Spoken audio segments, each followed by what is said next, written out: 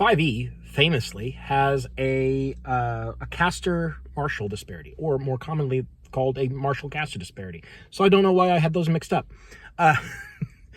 That's famous. That is well documented. Like, anyone who denies that that exists just isn't paying attention. Just straight up is not paying attention.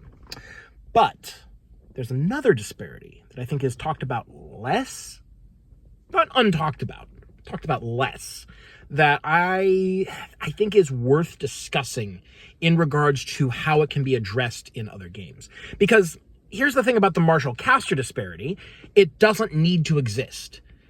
5e D&D made that disparity happen on purpose. That's a thing you have to design into the game to make it happen. So that is intentional. This other disparity, the disparity that you can see in the title of this video, so I don't know why I'm being all coy about it, the ranged melee disparity, is one that you don't have to intentionally design into a game. If you are making a D&D style game where, like, you're moving around on a grid, positioning matters, and, you have melee attacks and ranged attacks, all else being equal, if you don't put in specific tools to either boost up melee or put limits on ranged, if you don't do that, ranged will always be better. It is by default.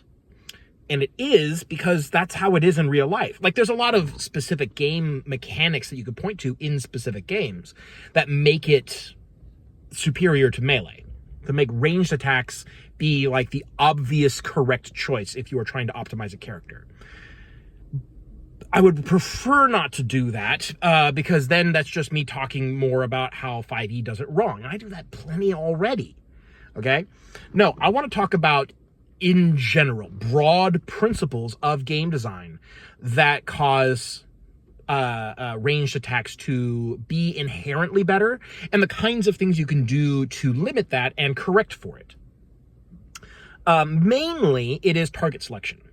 If you have a reasonable amount of range on your ranged attacks, that is, like, your ranged attacks aren't just a little bit further than melee. Because some games have ranged attacks be like, instead of attacking 1 unit of distance away, you can attack 2 units of distance away.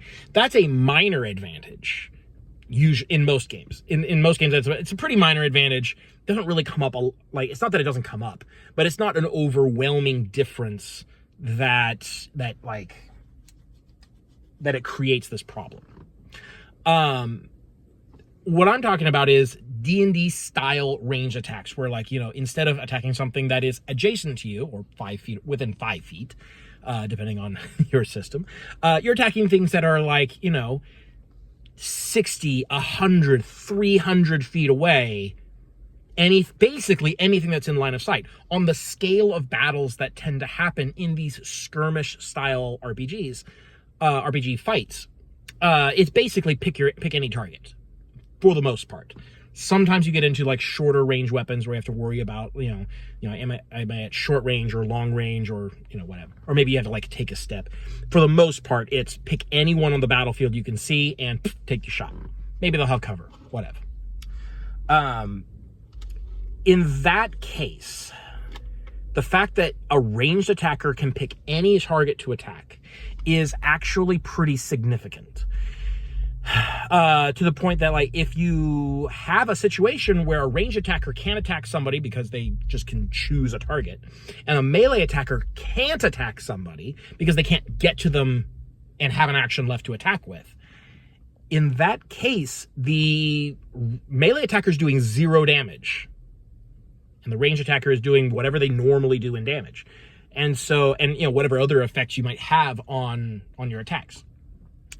And so it ends up being a situation where the ranged attacker is infinity% more effective than the melee attacker. There's that. You also can attack for more safety, because let's assume that enemies have a mixture of melee attacks and ranged attacks. Well, if you are not in melee range and sufficiently far away that they can't move and attack you in the same turn, you are fully insulated from all of their melee attacks. And here's the thing about, like, fantasy monsters: they tend to be melee heavy. They tend to rely significantly more on melee attacks than ranged attacks. It's not a universal law, but it is a rule of thumb. It's a tendency that you will see.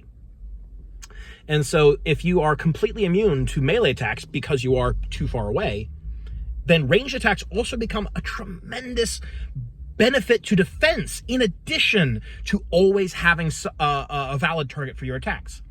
So those are huge aspects of ranged attacks that make them inherently better than melee attacks. And here's the thing.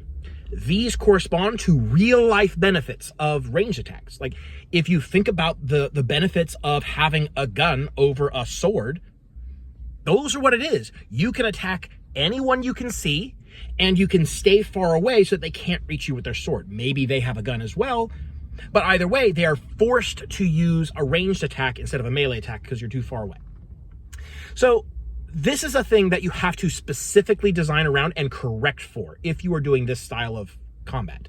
It's not that big of an issue if you're doing like more narrative style combat, like in Blades in the Dark or like a Powered by the Apocalypse thing, where positioning isn't tracked and it's kind of more narratively handled, you know. In those cases, there isn't a mechanical difference between melee attacks and ranged attacks, and so this kind of disparity doesn't come up. But anywhere where you're tracking positioning and tracking distances continuously, then ranged attacks have this advantage. Here are some ways to correct for it.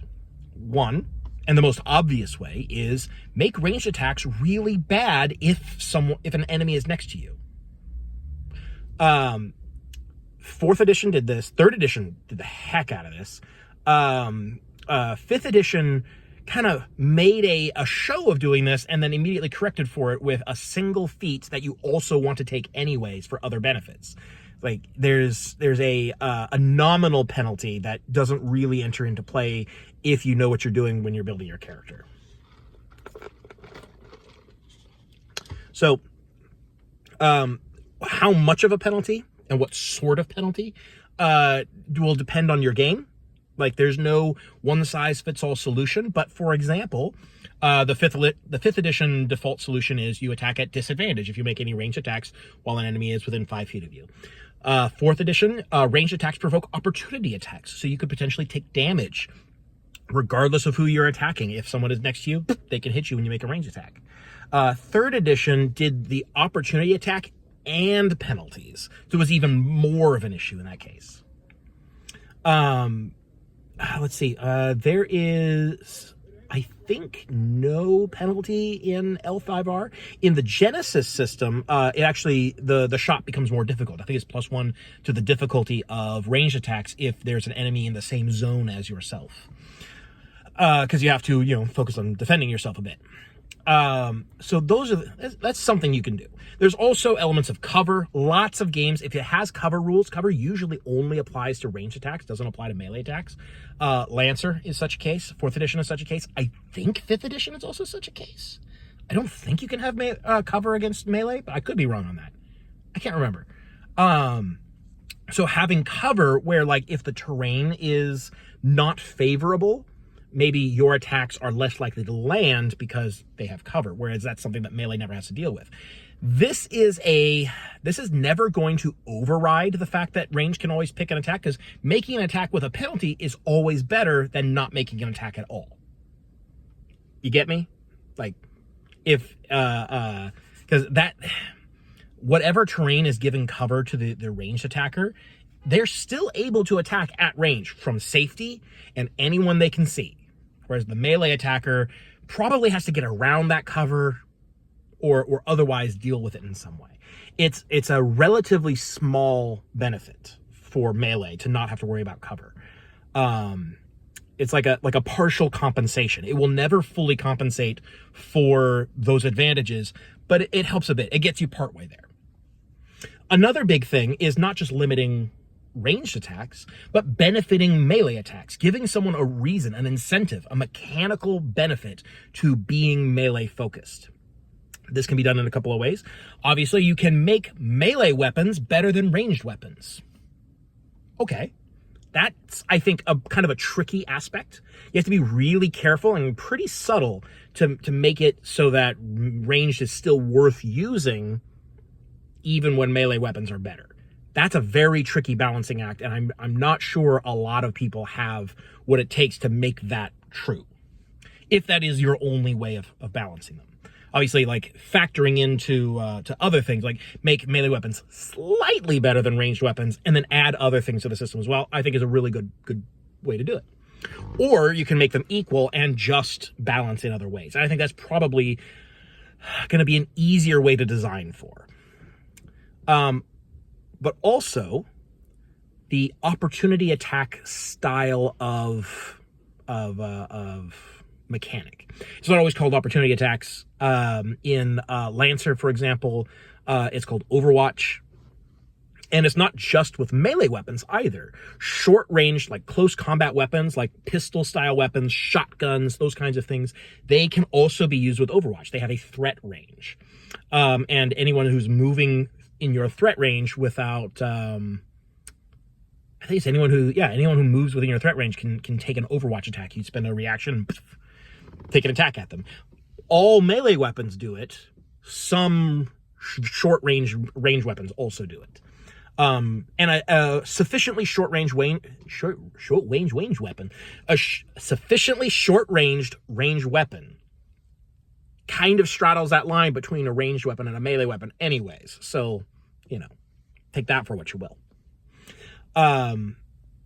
So all of these in combination, a lot of mechanics can be very carefully utilized to enhance melee. Oh, the other thing I want to talk about real quick, that 4th edition and previous, actually. So charging has been in D&D for a long time.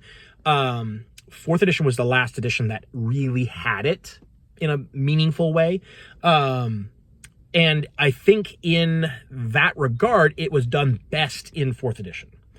Because like 3rd edition did have charging, but it did not feel like it was really a tool of design as much as it was like, this is something we feel like you should be able to do, therefore you can do it. Which is kind of like the 3rd edition thing, is like they tried to model every conceivable option that you might want and give you rules for it, regardless of what it does to the game design. 4th edition was very much about like, how does this benefit game design first? And so charging, the ability to get extra movement and still attack, is very important to a melee character, because that is how you prevent kiting. And kiting is a often optimal, but nearly always uninteresting gameplay loop, where you attack, you either push back or slow them in some way so that they can't cover as much distance, and then you back up. And they have to come at you, and they probably won't reach you, or they will reach you and not be able to attack, in which case you knock them back again or slow them again and move back. That's kiting. It's really uninteresting, and it is borderline toxic kind of gameplay. But the thing is that it's like tactically correct a lot of the time. It's very, very powerful, and there's no in-character reason why you wouldn't do it if it's an option. Having charging in the game means that kiting doesn't really work. And so it's going to really cut down on the number of instances where kiting is a preferred strategy to almost zero. I don't remember the last time that really happened in a 4th edition game that I've seen. So the bottom line is, some game balance problems have to be put in intentionally, or are put in as a matter of negligence on behalf of the designer. Like maybe they didn't realize. But it has to be something that is put in. The ranged melee disparity is not such a thing. It happens by accident if you don't specifically correct for it, because there is a real life disparity between ranged and melee attacks. If you want to support the melee fantasy, and you probably do, you have to give mechanical reasons why characters would choose to specialize in a melee style over a ranged style. And it's not something that can happen by accident. You have to be very purposeful about it. And I think that's one of the trickier parts of creating a D&D style combat system, is finding that way to balance melee and ranged attacks in a way that doesn't invalidate either option. Or you can just be Wizards of the Coast and put out whatever shit you want, and everyone's going to buy it up and call it great because it's D&D, and obviously it's the greatest RPG in the world. It says so on the book.